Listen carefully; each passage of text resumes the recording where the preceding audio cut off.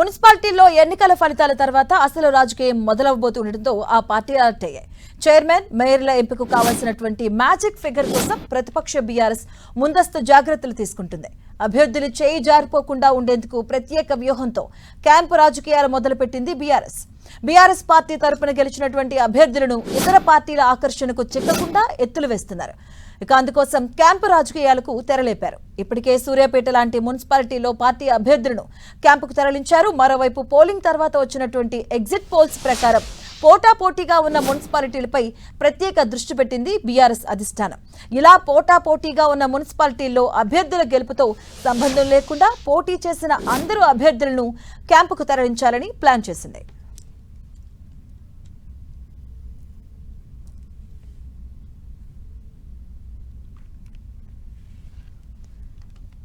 Camp రాజకీయాలు మొదలుపెట్టాయి ప్రధాన పార్టీలు కూడా. మున్సిపాలిటీలో ఎన్నికల ఫలితాల తర్వాత అసలు రాజకీయాలు మొదలవబోతున్నాయి. పార్టీలు అలర్ట్ అయ్యాయి. దీంతో చైర్మన్ అలాగే మేయర్ల ఎంపికకు కావాల్సినటువంటి మ్యాజిక్ ఫిగర్ కోసం ప్రతిపక్ష బీఆర్ఎస్ ముందస్తుగానే జాగ్రత్తలు తీసుకుంటుంది. ఈ నేపథ్యంలోనే అభ్యర్థులు చేయి జారిపోకుండా ఉండేందుకు ప్రత్యేక వ్యూహంతో క్యాంప్ రాజకీయాలను మొదలుపెట్టింది బీఆర్ఎస్.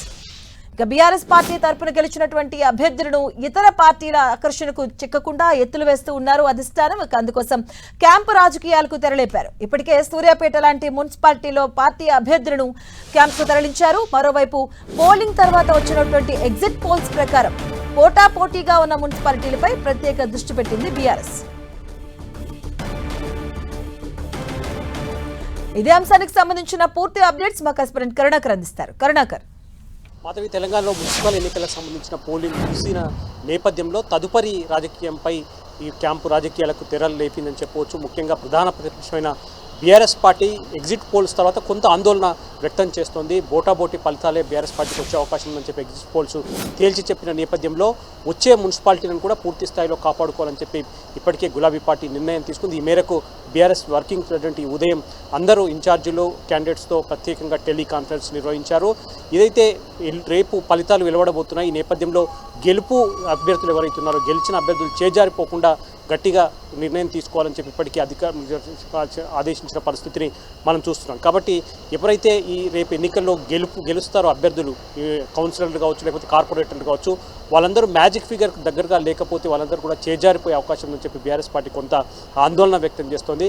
కాబట్టి ఎక్కడికక్కడ పూర్తి స్థాయిలో అభ్యర్థులను క్యాంపుకు తరలిస్తున్న పరిస్థితి మనం చూస్తున్నాం. సూర్యాపేటలో ఇప్పటికే పూర్తి స్థాయిలో బీఆర్ఎస్ పార్టీకి సంబంధించిన అభ్యర్థులందరినీ కూడా క్యాంపుకు తరలించిన పరిస్థితిని మనం చూస్తున్నాం. మిగతా చోట్ల కూడా ఎక్కడెక్కడైతే బోటాబోటీ మెజార్టీ వస్తుంది, అంటే ఈ మ్యాజిక్ ఫిగర్కు దగ్గరగా కాకుండా కొంత తక్కువ మెజార్టీ వస్తుందన్న అనుమానం ఉందో అక్కడ మున్సిపాలిటీలో పూర్తి స్థాయిలో పోటీ చేసిన అభ్యర్థులందరినీ కూడా క్యాంపులకు తరలిస్తున్న పరిస్థితిని మనం చూస్తున్నాం. కాబట్టి ఇన్ఛార్జీలకు చాలా స్పష్టంగా కేటీఆర్ ఆదేశాలు జారీ చేశారు.